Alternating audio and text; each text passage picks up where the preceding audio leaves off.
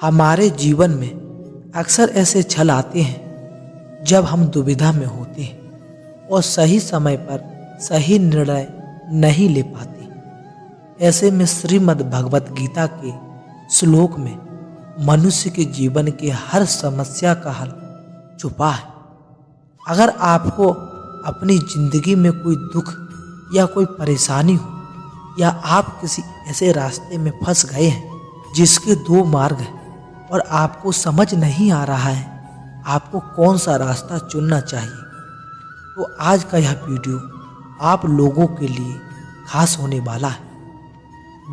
भगवत गीता का उपदेश सुनते ही आपकी सारी परेशानियां एकदम से हल हो जाएंगी और आप बहुत शांत महसूस करेंगे। कहते हैं गीता को पढ़ लेने से या सुन लेने से आपके सारे जन्मों के पाप इसी जन्म में खत्म हो जाते हैं। भगवान श्री कृष्ण ने स्वयं अर्जुन को उपदेश दिया था जो भगवत गीता के रूप में प्रसिद्ध है। आज के दौर में भी आपकी सारी परेशानियां का हल आपको दे सकता है।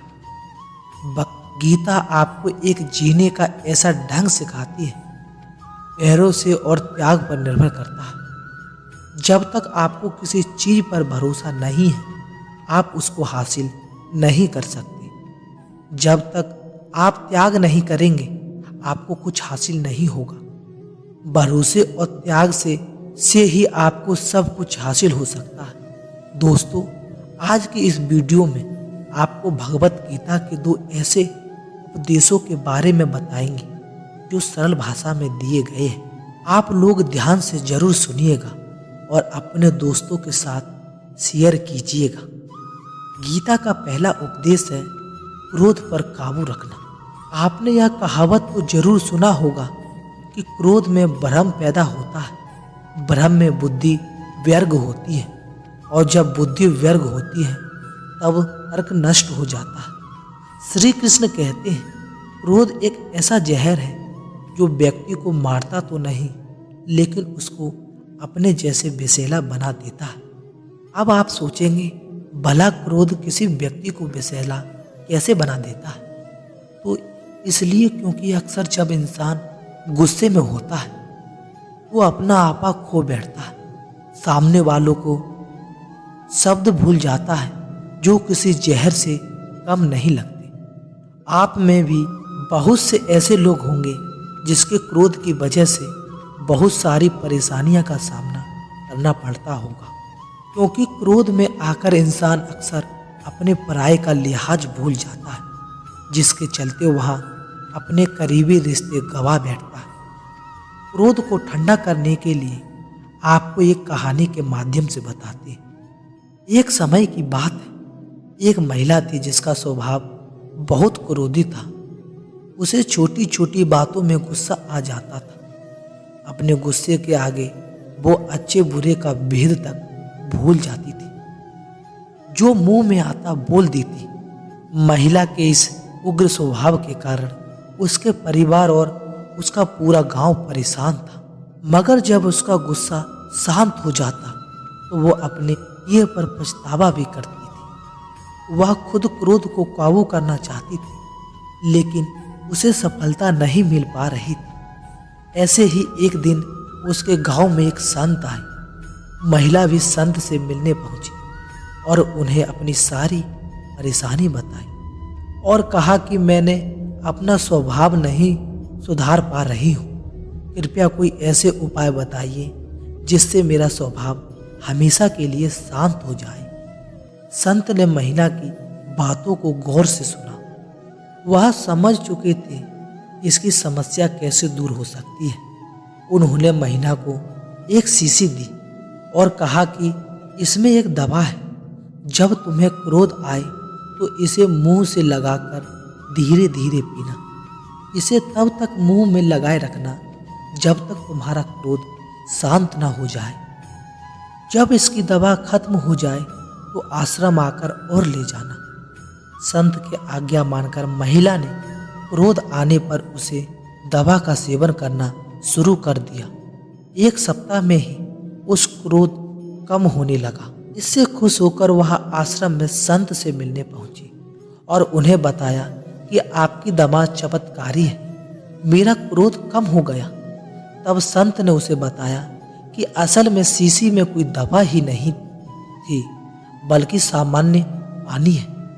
क्रोध के समय तुम्हारे वचन को बंद करना था, तुम्हें मौन रखना था, इसलिए मैंने तुम्हें यह शीशी दी। शीशी मुंह पर लगी होने की वजह से तुम क्रोध के समय कुछ बोल नहीं पाए। इससे सामने वाले लोग तुम्हारी बातों से बच गए, तुम्हारे चुप रहने से बात बिगड़ने से बच गई। इसलिए दोस्तों, आपको जब भी गुस्सा आए तो कुछ समय के लिए आप शांत हो जाइए और मौन होकर इस क्रोध को शांत कर लीजिए। भगवत गीता का दूसरा उपदेश है देखने का नजरिया। भगवान श्री कृष्ण कहते हैं, हालात को देखने का नजरिया तय करता है कि हमारा भविष्य कैसा होगा। जो लोग नकारात्मक सोच थे, उनके जीवन में कई तरह की परेशानियां बढ़ने लगती हैं। जिस तरह हम लोगों की सोच एक जैसी नहीं हो सकती, इसी तरह चीज़ों को देखने और उन्हें समझने का हमारा नज़रिया भी एक जैसा नहीं हो सकता। कोई इंसान ऐसा होता है जो हमेशा अच्छी चीज़ें सोचता है, तो कोई ऐसा होता है जिसके दिमाग में हमेशा बुरे विचार ही आते हैं। इस तरह कोई व्यक्ति ऐसा होता है जिसमें कुछ न कुछ अच्छा ही जरूर होता है, लेकिन कोई ऐसा भी होता है जो हर चीज़ में कमियां ही निकालता है। दोनों ही सिचुएशन में दो अलग अलग तरह की सोच रखने वाले व्यक्तियों को लगता है, क्योंकि सही सोचने वालों को लगता है कि वह भी सही सोच रहा है, लेकिन कहीं ना कहीं दोनों में से कोई एक व्यक्ति ही सही है। मैं आपको एक छोटी सी कहानी के माध्यम से समझाता हूँ। हमारा लोगों और ज़िंदगी के प्रति नज़रिया कैसा होना चाहिए। पुराने समय में एक शराबी व्यक्ति के दो बेटे थे। उसकी पत्नी की मृत्यु हो चुकी थी। जब बच्चे थोड़े बड़े हुए तो वह भी पिता की नशे की लत में परेशान रहते थे। एक दिन पिता की भी मृत्यु हो गई। जब दोनों लड़के बड़े हुए तो बड़ा भाई तो शराबी हो गया, लेकिन छोटा भाई पढ़ लिख कर समाज का सम्मानित व्यक्ति बन गया था। दोनों भाइयों को देखकर लोग आश्चर्य करते थे कि एक भाई बेकार है, शराब पीते रहता है, लेकिन दूसरा भाई इतना समझदार है और सफल इंसान कैसे बन गया। एक दिन कुछ लोगों ने बड़े भाई से पूछा कि तुम दिन भर शराब पीते हो, लोगों से बिना वजह झगड़ा करते हो, इसकी वजह क्या है? तुम ऐसे किस वजह से बन गए? शराबी व्यक्ति ने उत्तर दिया कि आज मैं जो कुछ भी हूँ उसकी जिम्मेदारी मेरे पिता की है। वह हमेशा शराब पीते थे, घर में झगड़ा करते थे। उन्हें देखकर मैं भी उनके जैसा ही हो गया। वह लोग छोटे भाई के पास पहुँचे। लोगों ने कहा, तुम्हारा बड़ा भाई तो शराबी है, वह कुछ काम भी नहीं करता, लेकिन तुम एक सफल और प्रसिद्ध इंसान बन गए हो, इसकी वजह क्या है? सफल व्यक्ति ने कहा, मैं आज जिस मुकाम पर हूँ उसकी वजह मेरे पिता। यह बातें सुनकर लोगों को बहुत हैरानी हुई। दोनों लड़कों के अच्छे बुरे हालात के लिए उनके पिता जिम्मेदार कैसे हो सकते हैं? लोगों ने छोटे भाई से यह प्रश्न पूछा। उस व्यक्ति ने बताया, मेरे बड़े भाई ने पिता की बुरी आदत को अपना लिया और मैंने शुरू से ही सोच लिया था कि मुझे पिता की तरह शराबी नहीं बनना है और मैं आगे चलकर ऐसा काम नहीं करूँगा जिससे दूसरों लोगों को तकलीफ होती है। इसलिए मैंने खूब पढ़ाई की और आज मैं एक सफल व्यक्ति हूँ। हमें परिस्थितियों को सकारात्मक सोच के साथ देखना चाहिए। अगर हम अच्छा सोचेंगे तो अच्छा ही होगा।